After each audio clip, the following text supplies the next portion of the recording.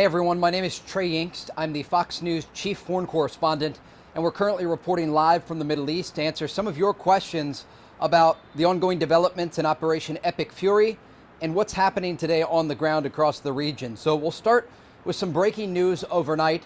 Iran's Assembly of Experts under their Supreme Council has elected Mojtaba Khamenei, the son of Iran's former supreme leader, to take over and enter into the footsteps of his father to lead Iran. This is a man who President Trump previously said would be considered unacceptable to serve in this role. And we know that Mojtaba Khamenei has deep ties to Iran's IRGC and besieged forces. He actually served in the IRGC during the Iran-Iraq War in the 1980s. And the situation now is focused on what will happen next on the ground in Iran. Mojtaba is known as the Shadow Prince. He was the gatekeeper for his father and someone who is expected to lead in a similar way. We're also tracking developments as it relates to the kinetic action across the region and the ongoing efforts by the Iranian regime to target Israel and Gulf countries, and the Israelis and the Americans going after Iranian positions across Iran. We know earlier today, Israel launched a new series of airstrikes, not just around the Iranian capital of Tehran, but also a number of other locations. And over the weekend, we saw Israel target the fuel facilities, oil depots and storage facilities on the outskirts of Tehran. 4 separate facilities were hit in airstrikes, and that led to a dark black smoke billowing across the Iranian capital. The Iranians have responded with ballistic missile fire of their own, specifically also targeting Israel, where today at least 1 person was killed in central Israel.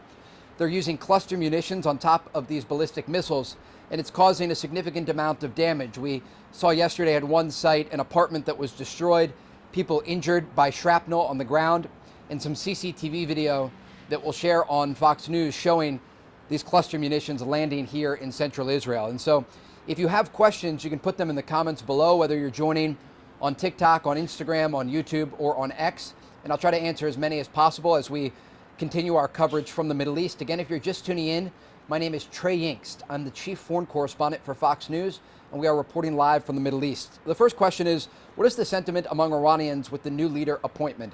So Iran is a country of 90 million people. The size is more than 2.5 times the size of Afghanistan.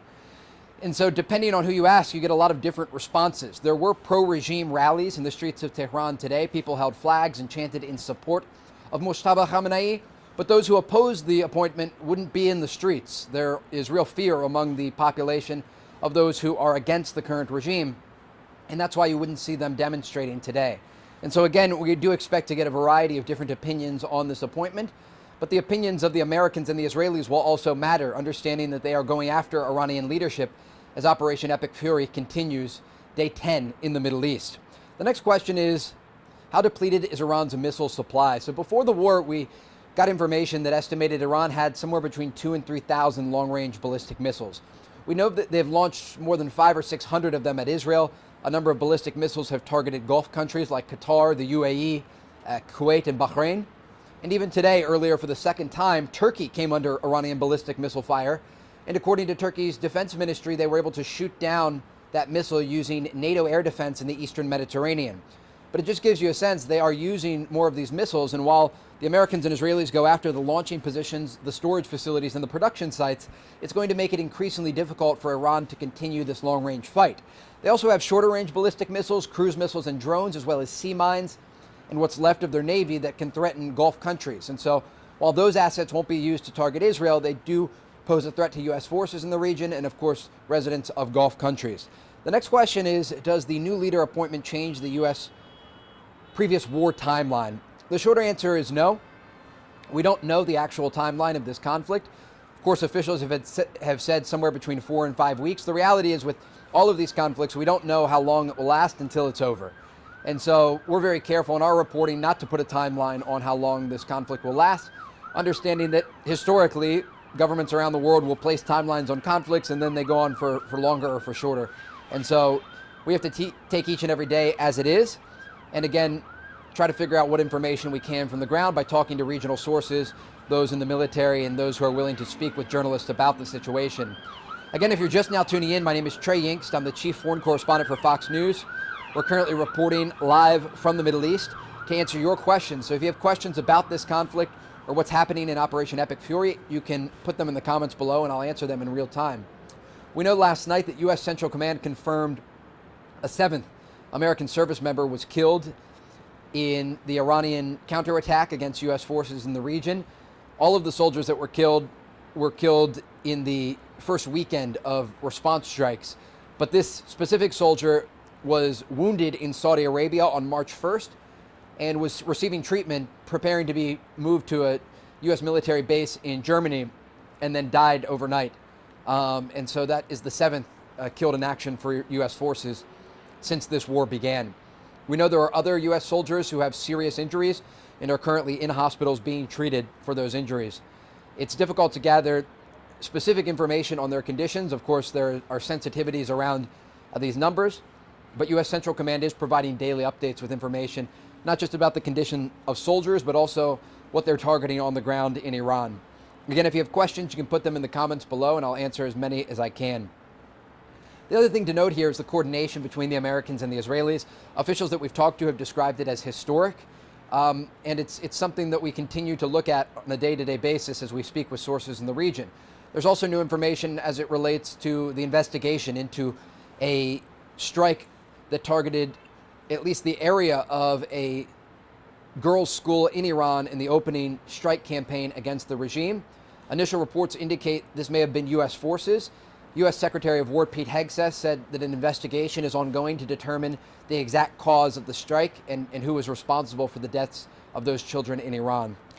Again, we are reporting live here from the Middle East, covering the latest developments. The Israelis are going after more of those ballistic missile launching positions today in an effort to suppress some of that fire that has targeted their country, sending millions of people here into bomb shelters. It's an incredibly scary moment for the civilians. We have seen these missiles being intercepted in the skies of Tel Aviv, Israel's second largest city with a population of over 300,000 people.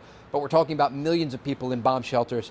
We're going to talk about Lebanon and Hezbollah in a moment, but I want to answer the next question here, and it's, have any foreign leaders been in contact with the new supreme leader? The short answer is we don't know.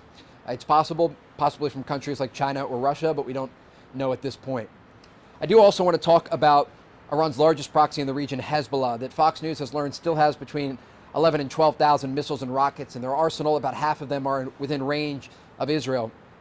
Israel has now sent ground forces into southern Lebanon, not as far as they previously went during a ground operation before, and they say they're currently in defensive positions. But over the weekend, 2 Israeli soldiers were killed in southern Lebanon by Hezbollah by either anti-tank or mortar fire. We know the Israelis are also launching dozens of airstrikes against the Lebanese capital of Beirut, striking the Dakhya neighborhood, a Hezbollah stronghold, a Shia majority area in the southern part of Beirut. And we've seen a lot of aftermath video there of significant destruction in large airstrikes taking place in that area of Lebanon. Also striking the Bekaa Valley, where there are Hezbollah storage facilities, and of course positions in southern Lebanon where remnants of Hezbollah and possibly even Radwan ground forces remain. And so this is a multi-front war already, and the Israelis say they are preparing for the possibility that it expands to other proxies, possibly even the Houthis in Yemen, who in the past, over the past 2.5 years, have launched missiles and drones at Israeli cities, including the southern city of Eilat that sits on the Red Sea. Again, if you're just joining now, my name is Trey Yingst. I'm the chief foreign correspondent for Fox News, and we are streaming to you live from the Middle East across all Fox social media platforms. Someone says, has the Trump administration reacted to the appointment?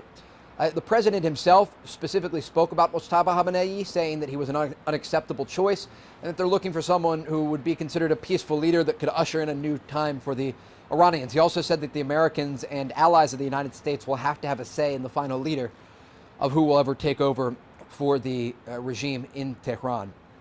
And again, just to give you a recap here, there were new Israeli strikes over the weekend that targeted oil facilities on the outskirts of Tehran. A lot of black smoke was seen rising from different locations on the outskirts of the Iranian capital. People even described it as raining oil, as those oil particles were taken up into the atmosphere, the heat rising. And then as these smoke plumes, cooled, they ultimately saw these droplets going back down onto the ground, and that's why people saw it on this rainy day. It was affecting the atmosphere and, of course, the air quality there in Iran. And so, again, we do expect more American and Israeli strikes to continue in the days ahead. Officials here and in the United States have described this campaign as lasting as a matter of weeks. We simply don't know, though, how long it will last. It could be longer. And as we follow updates on the ground here. We are still reporting here amid incoming Iranian ballistic missile fire. And of course, those cluster munitions causing new damage to Israel. One death was reported in central Israel today, close to the airport. And so again, my name is Trey Yingst. I'm the chief foreign correspondent for Fox News. And I'd encourage you to tune in to Fox News channel as we report on the latest developments here from across the region. Thank you.